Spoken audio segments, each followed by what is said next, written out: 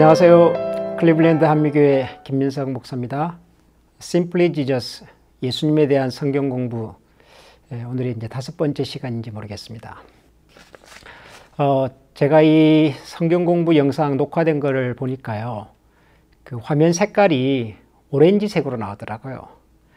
이게 좀 어두컴컴하시죠, 보시기에. 제가 이 성경 공부 영상을 이제 교회에 마련된 특별 녹화장에서 하고 있습니다. 근데 그게 조명 상태가 이렇게 양호하지 못하다 보니까 아마 영상 녹화된 상태가 여러분 보시기에 좀 어둡게 보일지도 모르겠습니다. 조만간 좀 개선을 해 보겠습니다. 당분간은 여러분들께서 좀 양해를 해 주시면 감사하겠습니다. 그리고 이 성경 공부 제목이 Simply Jesus, 그 예수님에 대해서 좀 이렇게 단순하게 좀 뭐랄까요, 좀 뭐라고 표현해야 될지 잘 모르겠습니다. 아무튼 좀 명쾌하게 좀 알아보고 싶어서 시작한 성경 공부인데, 제가 이 성경 공부 준비할 때마다 딜레마에 빠집니다. 이렇게 갈수록 단순해지는 것이 아니라 설명이 더 복잡해지는 거 아닌가, 이런 생각이 들어서 여러분들에게 실제로 예수님의 아주 담백한 모습을 잘 전달하고 있나, 이런 생각이 좀 들었습니다. 제가 이 Simply Jesus라고 하는 이 성경 공부 제목에 좀 이렇게 매력을 느낀 것은, 우리가 평소에 예수님에 대하여 사실 많은 얘기를 들었는데 그게 내가 직접 관찰하고 경험한 내용이라기보다도 누군가를 통해서 들은 얘기라서 내 것이 잘 안 되는 듯한 느낌을 많이 받았습니다. 그래서 우리가 직접 성경에서 예수님께서 스스로 당신에 대해서 뭐라고 말씀을 하셨는가, 그리고 그 예수님께서 말씀하신 그 진의가 뭔가 하는 것을 좀 문자 그대로, 가능하면 액면 그대로 좀 읽어보고 이해해보면 예수님께서 전하고 싶었던 당신의 모습을 우리가 조금은 더 예수님이 의도하신 그 그림에 가까이 다가가서 볼 수가 있겠다, 그런 생각을 가졌던 것이죠. 그래서 Simply Jesus인데, 아무튼 요즘 굉장히 좀 내용이 더 어려워지고 있다는 느낌이 있습니다. 자, 아무튼 시작했으니까 오늘도 계속해 보도록 하겠습니다. 제가 지난주에 예수님께서 말씀하신 천국에 관한 비유 중에서 씨 뿌리는 비유 얘기를 좀 드렸습니다. 예수님께서 공적인 생애를 시작하시면서 제일 먼저 하신 말씀이 때가 찼고 하나님의 나라가 가까웠다, 하나님의 나라를 선포하신 것이었고, 그리고 예수님께서 그 하나님의 나라를 여러 가지 비유로 설명을 하셨는데, 그러니까 그 비유 속에 예수님께서 의도하신 하나님의 나라에 대한 핵심적인 내용들이 있을 거다. 그래서 예수님의 비유를 같이 생각을 해본 거죠. 그 중에서도 가장 대표적인 비유가 씨 뿌리는 비유였기 때문에, 뭐 다른 비유도 많이 있습니다만은 우리가 가장 많이 알고 있는 비유가 씨 뿌리는 비유라서 그 비유 얘기를 좀 했었습니다. 그런데 제가 여러분들에게 지난 영상 말미에 그런 말씀을 하나 드렸던 것으로 기억합니다. 그 마태복음에 나오는 씨 뿌리는 비유를 다시 한번 읽어보십시오. 거기 보면 우리가 평소에는 눈여겨보지 않았던 의외의 내용들이 눈에 들어올 겁니다. 제가 그렇게 말씀을 드렸는데 혹시 읽어보셨습니까? 발견하셨어요? 거기에 이런 내용이 있었나 하는 그런 좀 눈에 들어오는, 전에 보지 못했던 내용들이 혹시 있으셨습니까? 예, 네, 저는 있었습니다. 왜 제가 그 말씀을 드렸냐 하면, 그 씨 뿌리는 비유에 대한 우리의 이해에서 어쩌면 그 부분이 굉장히 중요한 부분인데, 그 부분을 우리가 놓치고 있어서 예수님께서 씨 뿌리는 비유 전체를 통해서 우리에게 말씀하고 싶었던 그 하나님의 나라에 대한 예수님의 진짜 의중을 어쩌면 우리가 놓치고 있는지도 모르겠다는 생각이 들어서 그렇습니다. 마태복음 13장이었죠. 여러분들이 아마 개인적으로 다시 읽어보셨겠습니다만은 거기 보면 이 씨 뿌리는 비유가 이렇게 구성이 되어 있습니다. 제일 처음에 예수님께서 집에서 나가사 바닷가에 앉으심에 큰 무리가 그에게 모여들거늘 예수께서 배에 올라가 앉으시고 온 무리는 해변에 서 있더니 예수께서 비유로 여러 가지를 그들에게 말씀하여 이르시되, 그러면서 이제 예수님께서 그 바닷가 모여 있는 사람들에게 이 씨 뿌리는 비유 얘기를 쭉 하십니다. 그래서 4절부터 9절까지는 이제 씨를 뿌리는 자가 뿌리러 나가서 뿌릴 때 뭐 길가에, 그리고 뭐 돌밭에, 그리고 혹은 뭐 가시떨기에 더러는 좋은 땅이 떨어졌다라고 하는 그 비유가 나옵니다. 이게 첫 번째 파트입니다. 1장입니다. 비유 자체. 그리고 난 다음에 10절부터 16절을 보면은 제자들이 예수님께 묻는 장면이 나와요. 제자들이 예수님께 나와 이르되 어찌하여 그들에게 비유로 말씀을 하십니까? 왜 천국을, 하나님의 나라를 비유로 그렇게 설명하십니까? 라는 제자들의 질문이 나와요. 그리고 거기에 대한 예수님의 대답이 있습니다. 그 대답이 17절까지 있고요. 그 다음에 이제 18절부터 보면은 그런즉 씨 뿌리는 비유를 들으라. 그러면서 돌밭에 뿌렸다는 것은, 길가에 뿌려졌다는 것은, 혹은 가시떨기에 뿌려졌다는 것은 하면서 해석을 하세요. 설명을 하시죠. 그러니까 예수님께서 비유를 말씀하셨고요. 그 다음에 그 비유에 대한 제자들의 질문이 있었고요. 그리고 그 제자들의 질문에 대한 답변을 하시고 난 다음에 비유에 대한 설명을 다시 하십니다. 비유가 있고 질문이 있고 답변이 있습니다. 이게 이 씨 뿌리는 비유가 가지고 있는 굉장히 독특한 구조예요. 구성입니다. 예수님의 모든 비유가 그렇지는 않습니다. 대부분의 비유는 그냥 예수님께서 툭 던지듯이 그냥 던져버리세요. 양을 기르는 목자가 있었는데 한 마리의 잃어버린 양을 위해서 목자가 나머지 9마리를 두고 떠나서 그 한 마리를 찾으러 갔다더라. 그것으로 끝이잖아요. 뭐 설명이 없잖아요. 10개의 동전 드라크마를 갖고 있었던 한 여인이 그 중에 하나를 잃어버렸는데 잃어버린 하나를 찾으러 갔다더라. 아들이 둘이 있었는데 큰아들은 아버지 곁에서 같이 있었고 둘째 아들은 아버지의 유산을 받아서 먼 도시로 가서 다 탕진해버리고 나중에 돌아왔는데, 그러면서 얘기를 그냥 던지시지 이 비유가 무슨 내용이고 무슨 의미고 설명하지 않습니다. 그런데 유독 이 씨 뿌리는 비유는 좀 틀려요. 비유를 말씀하시고 질문이 있고요. 그리고 그 질문에 대한 설명을 하세요.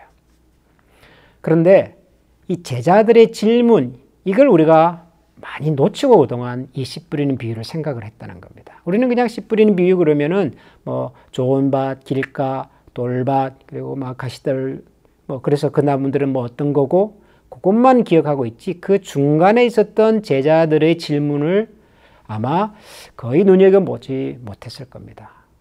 그런데 어쩌면 이 씨 뿌리는 비유는 제자들의 질문 여기에 중요한 메시지가, 열쇠가 담겨 있는지도 몰라요. 왜냐하면 제자들이 이렇게 묻거든요. 예수님, 어찌하여 비유로 말씀을 하십니까? 그랬더니 예수님께서 말씀하시기를 천국의 비밀을 아는 것이 너희에게는 허락되었으나 그들에게는 아니 되었나니 무릇 있는 자는 받아 넉넉하게 되되 없는 자는 그 있는 것도 빼앗기리라. 그러므로 내가 그들에게 비유로 말하는 것은 그들이 보아도 보지 못하며 들어도 듣지 못하며 깨닫지 못함이니라. 뭐 여기도 알듯 말듯한 말씀을 하세요. 이게 뭐 비유로 지금 가르쳐 주시겠다는 얘기인지 아니면 뭔가를 숨기시겠다는 얘기인지 정확하게 파악이 안 될 만큼 좀 애매하게 말씀을 하세요. 그런데 그 내용을 다 읽어보면 큰 흐름은 이거예요. 예수님께서 비유로 말씀을 하심으로 말미암아 어떤 사람들은 그 비유의 내용을 잘 깨달아 이해를 했으나 어떤 사람들은 비유의 내용을 정확하게 깨닫지 못하더라는 겁니다. 이게 예수님께서 비유로 말씀하신 굉장히 중요한 이유 중에 하나입니다. 그리고 이 마태복음 13장에서 말씀하시는 예수님의 말씀을 들어보면 어쩌면 예수님께서는 많이 드러내 보여주시기보다도 뭔가를 감추시는 데 더 방점이 있는 것 같은 느낌이 들어요. 예를 들면 17절에 이렇게 줘. 내가 진실로 너에게 이르노니 많은 선지자와 의인이 너희가 보는 것들을 보고자 하여도 보지 못하였고 너희가 듣는 것들을 듣고자 하여도 듣지 못하였느니라. 그런즉 씨 뿌리는 비유를 들으라. 그런단 말이죠. 그러니까 듣고 싶어도 듣지 못했고 그리고 깨닫고 싶어도 깨닫지 못하던 사람들이 있었다. 비유를 설명하시면서 그럼 이런 좀 뜻밖의 말씀을 먼저 하세요. 왜 그랬을까요? 천국에 대한 그 당시 사람들의 선입견이라 그럴까요? 고정관념이랄까요? 이것을 지금 예수님께서는 이렇게 바꿔주고 계시는 거예요. 바꿔주고 계시는 거. 천국 그러면 그 당시 사람들은 막연하게 하나님이 통치하시고 하나님 왕으로 다스리시니까 아주 좋은 나라, 유토피아, 모든 것이 다 완벽한, 그리고 그 나라의 주인공은 당연히 유대 백성인 우리로부터 시작이 되는 나라, 그걸 생각을 했다고요. 그런데 예수님이 비유를 들어보십시오. 씨 뿌리는 농부가 와서 씨를 뿌렸는데 그 중에 어떤 씨는 돌밭에도 혹은 길가에도 혹은 가시덤불에도, 돌밭, 길가, 가시덤불에 떨어진 씨앗은 결국 열매를 맺지 못했어요. 오직 좋은 땅에 떨어진 씨앗만 열매를 맺었잖아요. 그 당시 사람들에게는 어쩌면 이것이 충격이었을는지 몰라요. 하나님께서 씨를 뿌렸으면 당연히 좋은 땅에 떨어져야 하고 당연히 많은 열매를 맺어야죠. 어떻게 하나님의 말씀, 하나님의 약속, 하나님의 나라라고 하는 씨앗이 떨어졌는데 그게 돌밭에, 길가에, 가시덤불에 떨어질 수가 있습니까? 상상할 수가 없는 이야기죠. 그런데 예수님은 그렇다고 말씀을 하시는 거죠. 모든 사람이 하나님 나라에 대한 비밀을 듣는다고 다 깨닫는 것이 아니더라는 겁니다. 모든 사람들이 다 하나님 나라의 주인공으로 그렇게 사는 것이 아니더라는 거죠. 예수님께서는 그 당시 유다 백성들에게 하나님의 나라에 대하여 소개하고 그 나라에 이 사람들을 초청하시지만 자동적으로 모든 유다 민족들은 다 그 하나님 나라의 주인공으로 부름을 받은 것은 아니다는 말씀을 하시는 거죠. 적어도 이것은 그 당시 유다 백성들에게는 충격적인 얘기입니다. 유다 백성이 아닌 유다 민족이 그 어떤 사람이, 그 어떤 민족이 하나님 나라의 주인공이 될 수 있습니까? 상상도 못할 일이죠. 근데 예수님은 지금 그런 얘기를 하시는 거죠. 여러분, 이런 비유가 은근히 많이 등장을 합니다. 예를 들면은 마태복음 22장, 여기는 우리가 13장을 보았지만 마태복음 22장에 보면 여기는 이런 비유도 나옵니다. 그 어떤 임금님이 먼 나라로 이렇게 떠나면서 잔치를 베풀었죠. 그리고는 자기 아들을 위하여 혼인잔치를 베풀고 난 다음에 그 혼인잔치에 여러 사람들을 초청을 했습니다. 그런데 초청을 받은 사람들이 뭐 이런 이유 저런 이유로 나는 못 갑니다. 그랬더니 이 주인, 이 임금님이 종들을 불러서 길에 나가서 사람들을 만나는 대로 잔치에 청하여 데려오너라. 그러죠? 그래서 청해서 잔치에 데려왔는데 이 주인 임금님께서 손님들을 둘러보시더니 예복을 입지 않은 사람을 보고는 쫓아내버려요. 이것도 천국에 관한 얘기입니다.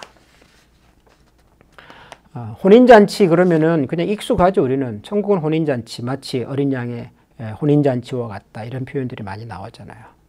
문제는 뭐냐면 처음에 청함을 받은 사람들이 오지 않았다는 거예요. 여러분, 처음에 청함을 받았으나 오지 않은 사람은 누구였을까요? 어떤 사람을 염두에 두고 하신 말씀일까요? 하나님의 나라를 소개할 때 가장 먼저 초청을 받은 사람은 누굽니까? 당연히 유다 민족이죠. 이스라엘 민족이죠. 하나님께서 하나님의 나라를 소개하고 그 나라의 첫 번째 시민으로 청한 사람들은 당연히 유다 민족입니다. 그런데 그 사람들은 이런저런 이유 때문에 하나님의 초청을 거절했어요. 역사적으로 하나님께서 선지자들을 얼마나 많이 보내셨습니까? 그러나 유다 민족들은 그때마다 이런 이유 저런 이유로 선지자들을 배척하고 불순종하고 심지어는 죽이기도 하지 않습니까? 자, 그래서 하나님께서 이 임금님, 혼인잔치를 준비하신 이 임금님이 종을 불러서 밖에 나가서 아무나 데려오라고 한다는 거예요. 원래는 초청의 대상이 아니었으나 그러나 하나님께서 이런 상황 속에서 길거리에 있는 이름 없는 사람들을 초청해서 그 자리에 채우셔요. 그러면은 길거리에 있는 사람들은 누구를 염두에 두고 말씀하셨을까요? 적어도 유다민족, 유대 백성들의 입장에서 볼 때는 비유대인들을 말하는 것이죠. 비유대인. 그러니까 이 비유도 가만히 생각을 해보면 뭔지 모르게 하나님의 나라라고 하는 것에 그 주인공으로 부름받은 사람들이 당연직으로 유다민족은 아닐 수 있다는 암시를 하세요. 이게 예수님께서 하나님의 나라를 비유로 말씀하시면서 굉장히 강조하셨던 것 중에 하나였단 말이죠. 무슨 말이냐면 예수님이 전하고 싶은 하나님의 나라에 대한 그림과 그 당시 유다 백성들이 생각하고 꿈꾸던 하나님 나라의 그림이 틀렸다는 겁니다. 달랐다는 겁니다. 어쩌면 그것 때문에 예수님은 결국 그 유대 백성들에게 그들의 모함에 의해서 십자가의 형벌을 받게 되었는지도 모르겠어요. 그들이 생각했던 메시아가 아니었던 거죠. 그들이 기대했던 하나님 나라가 아니었던 거죠. 그들에게 예수님은 계속해서 예수님을 통해서 전하고 싶었던 하나님의 나라에 대한 얘기를 계속 하시는 거고요. 그래서 결국 우리가 이 예수님께서 말씀하신 이 하나님의 나라에 대한 비유를 통해서 혹은 예수님의 사역을 통해서 우리가 주목해 봐야 하는 것이 뭐냐 그러면은 일종의 관전 포인트인 거죠. 그 당시 사람들이 기대했던 하나님의 나라와 예수님께서 보여주고 싶었던 하나님 나라가 어떻게 달랐는가 하는 겁니다. 예수님은 하나님의 나라를 어떻게 설명하고 싶었는가 하는 겁니다. 그걸 우리가 잘 파악하는 것이 예수님께서 우리에게 지금도 보여주기를 원하시는 하나님 나라의 핵심이거든요. 여러분, 우리가 이 하나님 나라에 대해서는 대부분 미래에 언젠가 가게 될 그 하나님 나라를 생각을 하지 않습니까? 하나님 나라가 이곳에서 이루어진다. 이런 표현을 목사님들이 하셔도 그게 실감이 잘 안 돼요. 하나님 나라가 이곳에서 어떻게 이루어지지? 하나님 나라의 현재성 이런 표현도 쓰시거든요. 목사님들께서. 여러분 이해가 되십니까? 하나님 나라의 현재성. 근데 예수님께서는 말씀을 가만히 들어보면은 먼 미래 하나님의 나라보다도 지금 이곳에서 이루어지는 하나님의 나라에 대한 말씀을 하시는 경우가 훨씬 많았단 말이에요. 근데 그 당시 유다 백성들 그걸 놓치는 겁니다. 그거를. 그리고 그 당시 유다 백성들이 놓쳤던 것처럼 어쩌면 지금은 우리도 그 부분을 놓치고 있는지도 모르고요. 여러분, 유다 백성들이 생각하는 하나님의 나라는 우선 장소적 개념에서 본다면은 하나님이 계시는 곳이니까요. 그들이 알고 있는 하나님이 계시는 하나님의 집은 어디죠? 당연히 성전이죠, 성전. 성전이 하나님이 계시는 곳, 하나님을 만나는 곳, 그것이 하나님 나라를 설명하는 가장 중요한 장소였습니다. 그런데 예수님의 사역을 가만히 들여다보면요, 예수님께서 은근히 그 성전이 아닌 다른 성전에 대한 얘기를 하실 때가 많습니다. 저 성전을 헐어라, 내가 사흘 만에 다시 짓겠다. 그 말씀 속에도 지금 예수님께서는 그들이 눈으로 보고 있었던 성전이 아닌 또 다른 성전에 대한 얘기를 하시는 것을 우리가 충분히 짐작할 수가 있죠. 또 이런 얘기도 있지 않습니까? 중풍병에 걸린 내 친구들이 데리고 와서 예수님 앞에 데리고 옵니다. 고쳐달라고 데려온 거죠. 예수님께서 그 중풍병자를 향해서 침상에서 일어나서 걸어가라. 그러시면 되죠. 나았다. 걸어가라 그러면 되죠. 근데 그렇게 안 하시죠. 뭐라고 그러시죠? 소자야, 내 죄에서 내가 용서를 받았다. 그러신다고요. 그러니까 사람들이 깜짝 놀라지 않습니까? 아니, 도대체 저 사람이 누구길래 감히 죄를 용서한다는 말을 할 수가 있단 말인가? 사람들이 막 그렇게 수군거리죠. 왜냐하면 죄 용서라고 하는 것은 오직 하나님만이 하시는 거거든요. 근데 그 죄 용서를 선언하는 곳이 어디죠? 그게 성전이죠, 성전. 죄를 지은 사람들이 제물을 가지고 나서 제사를 드리고 하나님으로부터 사죄의 은총을 입는 곳이 성전이잖아요. 그런데 예수님께서는 성전이 아닌 바로 그 현장에서 그 병자를 고치시는 말씀을 하시기 전에 내 죄가 용서받았다는 말씀을 하세요. 왜요? 예수님이 바로 죄를 용서하시는 하나님의 권위를 가지고 있는 분이라는 것을 보여주기 위해서라고요. 눈에 보이는 성전에 가서가 아니라 예수님 앞에서 죄 용서함에 역사적인 사건이 일어나는 거죠. 그것이 성전인 거죠. 하나님의 사죄의 은총이 선포되는 현장. 그리고는 자리에서 일어나 걸어가라 그러십니다. 실제로 그 병자가 가지고 있었던 육체의 한계를 극복하시는 그런 은혜의 선포를 그 자리에서 하시는 거죠. 그러니까 예수님은 장소를 바꿔주시는 거예요, 지금. 그 당시 사람들이 생각했던 하나님 나라 핵심적인 장소, 눈에 보이는 성전이 아닌 또 다른 성전. 예수님의 가르침 속에 그런 내용들이 굉장히 많습니다. 제자들과 함께 안식일 날 이삭을 따먹잖아요. 그래서 사람들이 막 비난을 하죠. 어떻게 당신의 제자들은 안식일 규정도 안 지킵니까? 그랬더니 예수님이 뭐라 그러시죠? 인자는 안식일의 주인이다. 안식일이 사람을 위해서 있는 것이 아니라, 사람이 안식일을 위해서 있는 것이 아니라 안식일이 바로 우리를 위해서 있는 것이다. 예수님이 그렇게 말씀하세요. 안식일의 주인이랍니다. 여러분, 안식일의 주인이란 말이 무슨 뜻일까요? 안식일은 하나님의 창조가 완성되고 그 창조의 결과를 누리면서 기뻐하시는 영원한 하나님의 시간에 대한 이야기라고요. 안식일은 절대로 7일 중에 하루라는 얘기가 아닙니다. 월, 화, 수, 목, 금, 토 끝나고 난 마지막 날이라는 말이 아니라 하나님의 창조가 다 끝나고 난 다음에 완성된 하나님의 나라, 하나님의 시간에 대한 얘기라고요. 그 시간의 주인이 나다라고 말씀하세요.